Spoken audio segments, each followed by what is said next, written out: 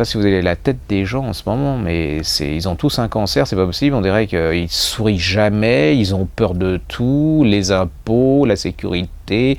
Enfin bon, c'est une horreur. Hein. Si vous en trouvez un, c'est qu'à mon avis, il est sous piqûre et qu'il a pris plein de pilules. Et moi, je vous ai trouvé mieux qu'un médicament. C'est de Ito Ogawa, ça s'appelle Le Restaurant de l'amour retrouvé, c'est chez Piqué. C'est l'histoire d'une jeune femme japonaise, une jeune, hein. Un soir, elle rentre chez elle, elle est amoureuse, elle est avec un autre jeune homme qui est indien, lui. Donc elle rentre, ouvre la porte, et là, plus rien. Il n'y a plus de meubles, il n'y a plus de jeune homme, il n'y a plus, mais absolument plus rien. Juste la clé de l'appartement sur la table. Et cette jeune femme, elle est... Alors vous allez le découvrir plus tard, ce qui est le plus important pour elle. Alors elle plein de petits boulots, et ces petits boulots, c'est chez des restaurateurs, alors turcs, japonais et tout. Elle a une passion, c'est la cuisine. Et alors elle est désespérée parce qu'il lui a piqué tous ses couteaux et qu'elle n'avait pas fini de les payer, enfin c'était là. Elle a une chose qui lui tient plus à cœur, c'est une jatte, et dans le jatte, il y a une espèce de saumure qu'on se transmet de génération, mais qui, par le goût, le mélange, donne aux aliments un goût extraordinaire.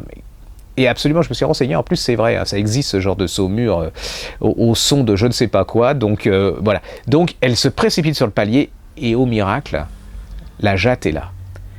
Qu'est-ce qu'elle fait? Elle se dit, est-ce que je reste dans cette grande ville, à Tokyo, ou est-ce que... Et puis elle se dit, non, je vais repartir dans mon village natal, et elle repart avec sa jatte. Mais elle a tellement été choquée par cette disparition de l'amour de sa vie, hein. Elle est toute jeune, donc c'est toujours l'amour de sa vie, elle perd la voix.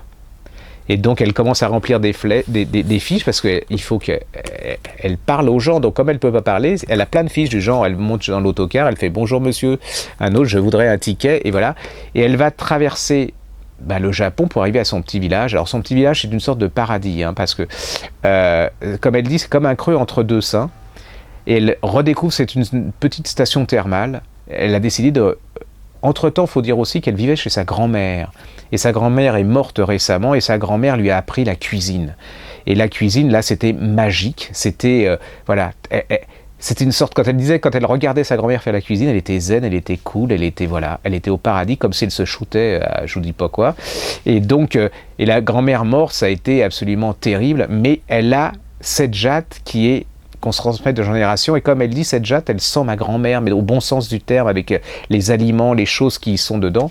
Et donc, elle va se retrouver dans ce village, et dans ce village, elle va chez sa mère, et là, il y a une chose terrible, c'est qu'elle est poursuivie par un cochon, parce que sa mère élève un énorme cochon. Vous allez découvrir ce cochon extraordinaire, l'histoire du cochon, absolument, vous n'avez jamais lu ça.